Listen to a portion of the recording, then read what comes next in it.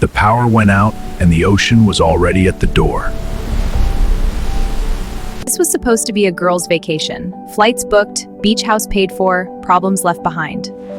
Then their luggage disappeared, every bag, including medication and a dress meant for a wedding that shouldn't even exist.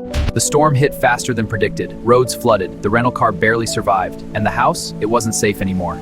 Secrets started spilling, a breakup no one admitted, a surprise guest no one agreed to, and strangers who showed up at their door needing help. Then the water came inside, windows shattered, someone slipped under the flood, and suddenly this wasn't a trip, it was survival.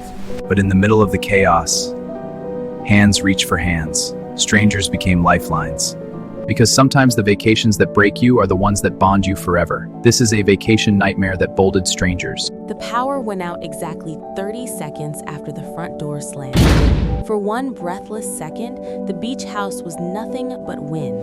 Wind in the chimney, wind rattling the windows, wind pressing its wet palms against the glass like something trying to get in. Then darkness swallowed everything. "Tell me that was just a flicker," Ava said into the black. Lightning tore the sky open, and in that split-second flash, they saw it. The ocean had crawled closer than it had any right to be. Waves were crashing over the dunes. The wooden steps leading to the beach were already gone. Somewhere outside, a siren wailed. And inside the house, their phones buzzed at the exact same time. Emergency alert, mandatory evacuation order in effect. No car, no power, no luggage, and the tide was rising. Setup: 5 women, 1 cracking foundation. 3 hours earlier, everything had still been salvageable. Ava Martinez had color-coded the entire trip. She had spreadsheets for activities, backup spreadsheets, shared folders, a laminated itinerary, a printed emergency contact sheet. Her Apple Watch vibrated with gentle reminders like a polite assistant living inside her wrist. She was the planner, the one who had booked the flights the moment ticket prices dipped $14, the one who had found the charming coastal Airbnb with stunning ocean views. She was also the one whose jaw clenched when things slipped off schedule. And today, nothing had gone to schedule. Beside her at the airport baggage carousel stood Harper Lane, sunglasses still on despite the fluorescent lighting. She'd worn waterproof mascara for the trip. It hadn't mattered. Harper had ended a 5-year relationship exactly 11 days ago. Mutual, she'd told them. It wasn't. There was a ring, there were wedding Pinterest boards, there were joint savings accounts. There was also now silence. She had agreed to this girls' trip because Ava insisted that fresh salt air was medicinal. Harper had nodded. She hadn't told them she still checked his Instagram every morning. Next was Lena Brooks, the reckless adventurer. Blonde curls, sunburn-prone shoulders, an emotional thermostat that only knew extremes. She was the one who had convinced them to rent bikes in wine country last year, despite no one knowing how to ride one confidently downhill. She believed disasters made better stories. She was currently grinning at the luggage carousel like it owed her something. "Maybe they're just fashionably late," Lena said. Beside her stood Naomi Carter, the skeptic, attorney, rational, sharp-tongued in the way that sliced but rarely bled. Naomi trusted contracts, not vibes, and she absolutely did not trust budget airlines. "If our luggage doesn't show up in 5 minutes," Naomi said flatly, "I'm filing a formal complaint before we even leave the airport." Last was Camille Wright, wild card, creative, mysterious. Camille had shown up at the airport wearing combat boots and a silk scarf, like she was boarding a train to Paris instead of a domestic flight to the Carolina coast. She'd been quieter than usual. Too quiet, Ava noticed. The carousel beeped, then stopped. Empty. Ava blinked. "Where are our bags?" Silence. The carousel lights shut off. And just like that, the vacation cracked. First disaster, the luggage that vanished. The airline desk smelled like burnt coffee and regret. Ava clutched the laminated itinerary like it might fix something. "There must be a mistake," she said, her voice polite but thinning. The airline representative, a woman with a name tag that read Kelsey and eyes that had seen too much, typed without enthusiasm. All 5 bags were scanned. They're not here. Not here where? Naomi asked. Not here. Lena leaned over the counter. Define not here. Likely rerouted. To where? Harper whispered. Kelsey glanced at the screen. Her eyebrows rose. Denver. They were in North Carolina. Camille let out a laugh that didn't match her face. Cool. Maybe our bags wanted mountains instead of beaches. Ava inhaled. My prescription medication is in that bag. Harper's eyes widened. My bridesmaid's dress. Naomi's voice dropped. You're in a wedding this weekend? Harper froze. I forgot to mention that. You forgot? Ava's planner brain short-circuited. How do you forget a wedding? It's my ex's sister, okay? Silence fell like a dropped plate. Oh. Lena looked between them. So we're not just here to heal. Harper's jaw tightened. Kelsey slid a flimsy paper across the counter. Fill this out. We'll contact you within 24 to 48 hours. 48? Ava nearly choked. Outside, thunder rolled across the sky. The automatic doors opened. Rain lashed sideways. And that was when the next problem arrived. Weather escalation. The storm with teeth.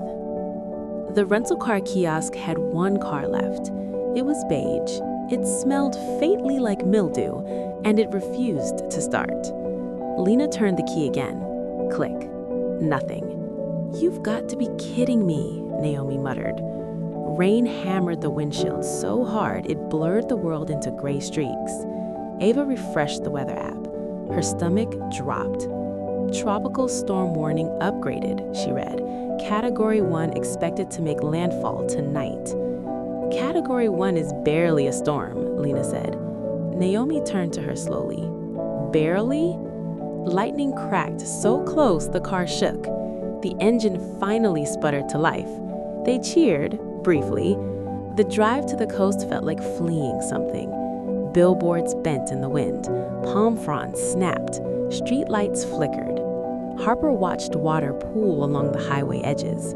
She imagined her suitcase sitting in Denver, dry and untouched. Inside was the dress she had bought before everything ended, before the ring disappeared, before she found the texts. The house appeared through sheets of rain, white siding, blue shutters, ocean directly beyond it. Stunning ocean views, Ava murmured weakly. They hauled their carry-ons through mud. The door stuck before finally swinging open. The house smelled like salt and old wood. Then the lights flickered. Then the power died, and their phones buzzed in unison. Mandatory evacuation order. Ava's heartbeat roared in her ears. We just got here, Lena said softly. Wind slammed something against the side of the house. Harper swallowed. Are we safe? No one answered, because they didn't know. And outside, the ocean kept rising. Surprise drama, cracks beneath the surface.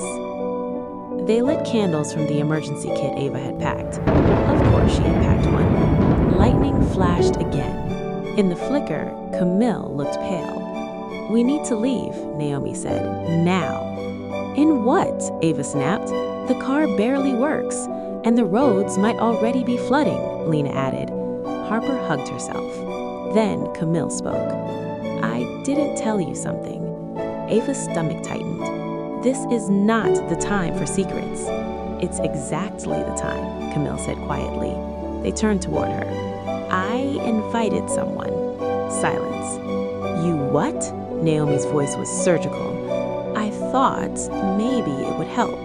Help what? Harper demanded. Camille exhaled. Ethan. The name hit Harper like a slap. Ava blinked. Ethan as in, my brother, Camille said quickly. He's a paramedic stationed nearby. I asked him to swing by in case the storm got bad.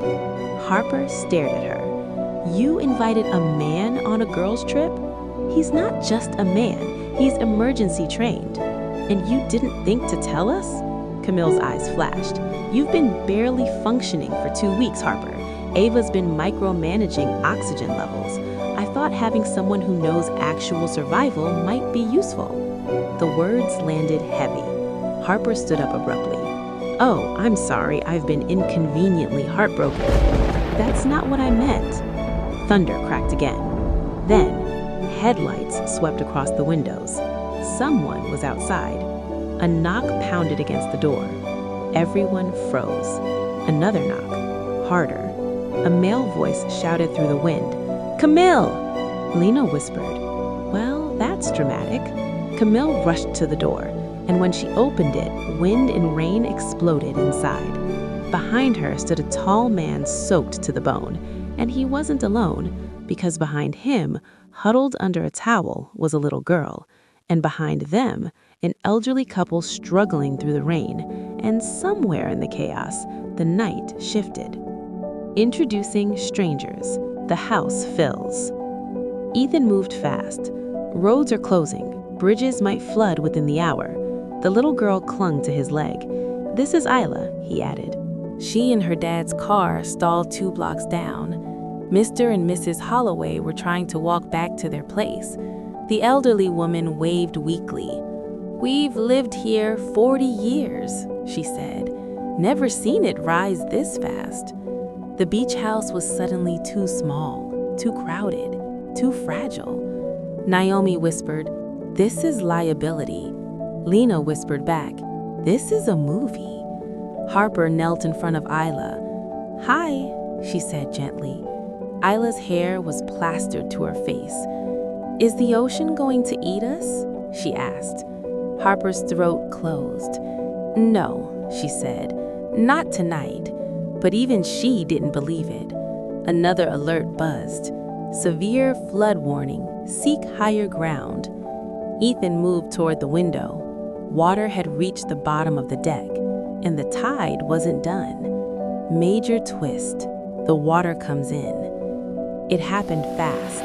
Too fast. A loud crack echoed from beneath the house. The floor shuddered. "What was that?" Ava whispered. Ethan didn't answer.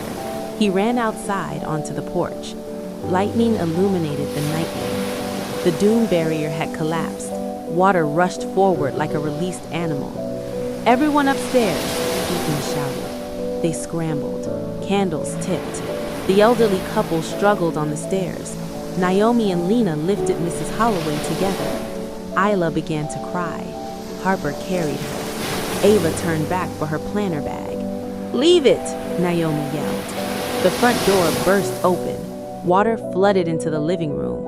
Furniture shifted. Ava felt the cold bite at her ankles before she could react. They made it to the second floor just as the first floor windows shattered inward. The sound was violent, primal. Isla screamed, and in the chaos, Camille slipped. Her foot disappeared beneath the water. She vanished from view. "Camille!" Harper shouted. For half a second, there was nothing. Then a splash. A hand broke the surface. Ethan pulled Camille up, coughing, soaked, terrified. They dragged her upstairs. Everyone collapsed against the hallway walls, breathing, alive. Below them, the house groaned, and outside, the storm reached its peak. Humor in chaos, surviving the absurd. 2 hours later, they were stranded on the second floor, with strangers, no power, and half a bag of airport trail mix. Lena tied a beach towel around herself like a runway model. "Well," she said dramatically, "at least I packed couture." Naomi was wearing Ava's emergency poncho. It was neon pink. "Take a photo," Lena whispered, "for posterity." Naomi glared. "I will litigate you." Isla giggled. The sound felt revolutionary. Harper found a stack of old board games. Monopoly, of course. "Let's bankrupt each other while actual water tries to kill us," Lena said cheerfully. They played by candlelight. Mr. Holloway cheated shamelessly. Mrs. Holloway revealed she used to be a jazz singer. Ethan admitted he hated the ocean. "Then why do you live here?" Ava asked. He shrugged. "Because fear doesn't get to pick your address." That line lingered. Outside, the wind howled. Inside, laughter began to stitch something fragile back together. And in the middle of the night, when Harper stepped onto the balcony alone, she finally cried. Not quiet tears, not composed tears, ugly, shaking ones. And she wasn't alone for long. Emotional turning point. The truth breaks. Ava found her. "I can't go to that wedding," Harper whispered. "You don't have to. I thought if I showed up looking perfect, like nothing happened, it would prove I'm fine." Ava leaned against the railing. "You're not fine." "I know." Lightning flashed again. Harper inhaled. "He cheated 3 months before proposing. I found out after I said yes." The wind swallowed the words. Ava's stomach twisted. "Why didn't you tell us?" "Because if I said it out loud, it would be real." Silence stretched. Then Ava spoke quietly. "I planned this trip because I thought if I controlled enough variables, nothing could fall apart." Harper let out a broken laugh. "Well," below them, water surged through the first floor. Ava reached for her hand. "We're still here." Harper squeezed back, and behind them, Camille was listening, and she had something to confess too. Climactic event. The rescue. Just before dawn, the house shifted again, a deeper crack, wood splintering.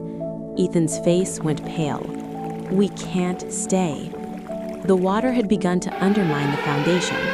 Sirens echoed faintly through the storm. Rescue boats, but they were still a block away. "Signal them," Naomi shouted.